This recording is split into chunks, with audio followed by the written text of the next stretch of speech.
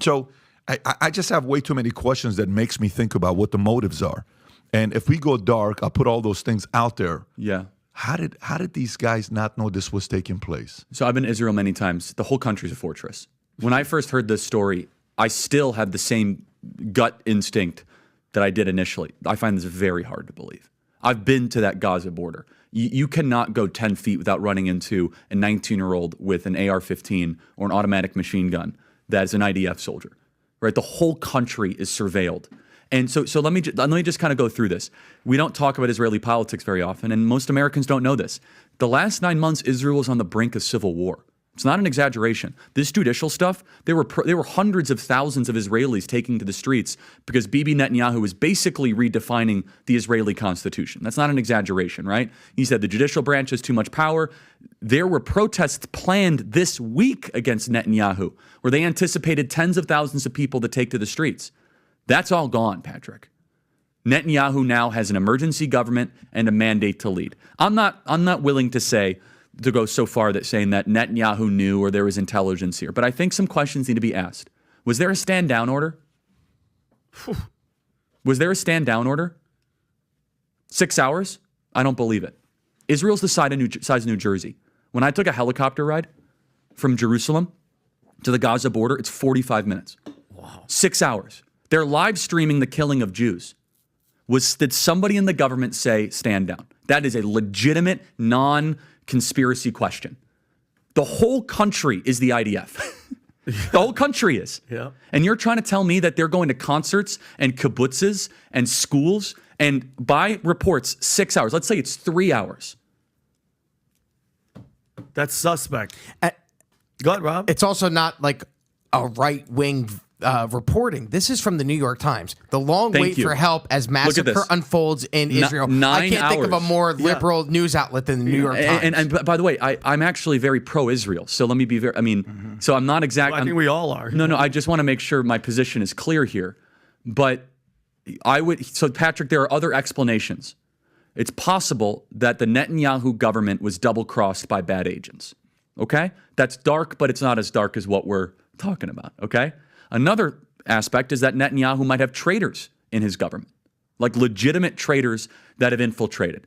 I was texting with some senior people in the IDF, and they said, Charlie, I can't say too much, but let's just say the same problem you have with the left in America we have here in Israel. So there's something to think about. Just something to think about, right? Is that maybe there's some people within those intel agencies that aren't as sympathetic. Or maybe, Patrick, maybe they might have gotten a tip. They might have gotten whispers, but no one thought it would be 1,200 Jews dead. That's a potential, right? Because here's the essence of it. The essence is this. This is the closest thing to the Holocaust that any of us have lived through. But the fact is now Bibi and the Israeli hard right government has a mandate.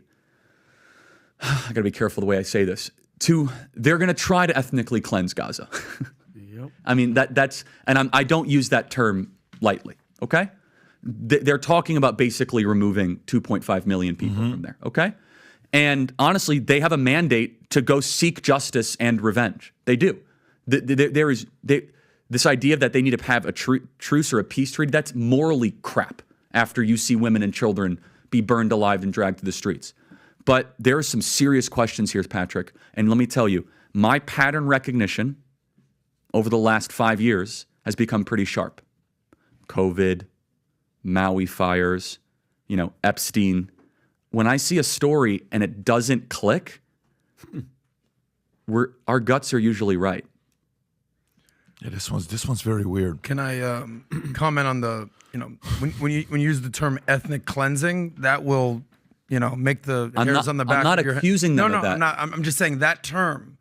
I actually did some research specifically on that because that is a very slippery slope. And if you actually want to talk about what Jews and even Christians should be most fearful of, Muslims as well, is the concept of ethnic cleansing. So I just want to be very sorry to interrupt. Sure. I'm saying that's what they're going to be accused of. Correct. But if there are some people in public life in Israel that, Patrick, what did your pilot guy say? I want only Jews in Israel, right? Okay, that is a form of ethnically cleansing because 20% of Israel is Arab. Muslim. Correct. 20%. And people don't know that. And I've been to Israel several times. I was there a few months ago, and I saw the protests. Yes. You know, if you don't have to be expert at Israeli politics to understand the divisiveness of politics, especially in America. We understand like Republicans, Democrats, blacks, white, whatever it is. Similar in Israel, there's the liberal faction, mostly based in Tel Aviv, and more the conservative faction in Jerusalem and throughout the country. And obviously, the more orthodox you are, the more you're inclined to be more right-wing thinking. But I think civil war is a little premature, but there is major contention going on there. The country was at a fissure point. Yeah, right. It was splitting. No doubt. Just like there was calls for potential civil war here. I sort of think that's a little aggressive. But you would agree it was hot. The country was hot. No doubt. Yeah. No, just like the BLM riots here. Yeah. It was not a time for unity in Israel. The thing that I think just to think about when you talk about, I'm not saying you're accusing anything, you just use the term. So the concept of ethnic cleansing is the biggest fear of the Jewish people. Okay? It's the whole reason that Israel was founded, because of the ethnic cleansing that occurred throughout Europe for millennia, right? Obviously culminating with World War II. But there's no doubt that Israel could wipe out Gaza at any given point. But they do not want to participate in ethnic cleansing. Now, they would love to annihilate the terrorists, but if you actually talk about what's going around the world today, and this is what Israel needs to kind of take note of. That's what I was talking about, Patrick. I'm sorry to interrupt. This is a protest. In the summer, this every day, there were people in the streets. I saw this. July of 2023. The country was separating. This is such a hotbed issue right now, but if you talk about ethnic cleansing, look at what's going on in Azerbaijan and Armenia. Something that 110,000 Armenian Christians. Nobody's talking about that. Yeah. We've seen over the last couple decades, what happened in Bosnia. They were Bosnian Christians were killing Muslims. We've seen what's going on in Myanmar. Nobody talks about that. Okay. Christians are actually, there's an article right here from the Cato Institute. Who are the most persecuted people in the world? Well, it's actually Christians. You've probably done your research on this. I talk about it all the time. You go to Afghanistan, you go to Iraq, you go to Iran, you go to China, you go to Nigeria. They're killing Christians. Here it is right here from the Cato Institute. That's right. Okay, so the whole concept of ethnic cleansing, I think temperatures need to go down because it's not egalitarian. People are killing people for multiple reasons. And here's Israel's difficulty, is that Hamas, they build their headquarters under hospitals. Correct. They use humans as human shields. Yeah. And so civilians are going to die, and that is a tragedy. And Hamas brought this upon themselves. My wish, my plead to Israel is be precise, be focused in your retaliation. You have a moral right to go and seek the blood of the people that did this. Mm-hmm. What I think would be bad for Israel, and I have a heart for Israel. I can't tell you what it did. It made me a stronger Christian in a way I can't even tell you, right? Be able to see where our Lord rose from the dead. My heart for Israel is that they don't overreact. And Patrick, you hear what I'm saying here, right? Fully, that's my concern, because if they do, again, if they do overreact, I'm more coming from a place of thinking this was intentional. If they don't overreact, then this wasn't intentional. Meaning, if all of a sudden you see an all-out annihilation. What do you mean by intentional? That they knew it was going to happen? No, when you're asking about the stand down 6 hours and 3 hours, then why did you? What intel are you getting? So we're on the same page. No, fair enough. Yeah. All I'm saying I just wanted to make sure I understood. If there is a major attack, it was intentional. If there's a major attack. And by the way, the number in the last however many years, the biggest number they have is 2,000, right? The Palestinians that died. That's the biggest number they've had. And in Gaza, if you look at the Gaza Strip if you can pull up the map so you can kind of show Gaza Strip, the West Bank, and where Hezbollah's coming from Lebanon. Yeah, but in West Bank, it's a different story, because in West Bank, at least 42% of Palestinians there support Hamas, but in Gaza it's 58%. And so Hamas really isn't in those regions. Yeah, it really is not in those regions. So this is Gaza Strip, all the way to the left. Can I emphasize though? Sure, go for it. Look at the cameras, the radars. Patrick, not only did they go in, that's what I'm saying. But hear me out here. Not only did they go into Israel, They got out of Israel with hostages. Yeah, 100 hostages. So you would think, let me just hear me out. There's a penetration of your border wall, okay? That you guard on a holy day, the 50-year anniversary of the Yom Kippur War. And you would think, hey, they're going to come back. Let's make sure that doesn't happen. Let's mobilize some forces. And it is not quite, but it is close to the North Korean demilitarized. What's weird about what you're saying close. that gets even more credibility is you're a pro-Israel guy. No, that I want to be very clear. No, fully, I know that. So I want to make sure the audience knows this. So for you to question that and for me to question, I'm like sitting here saying, how did you not know this was taking place? But again, going back to it, okay, so let's go to a different angle here. Okay, so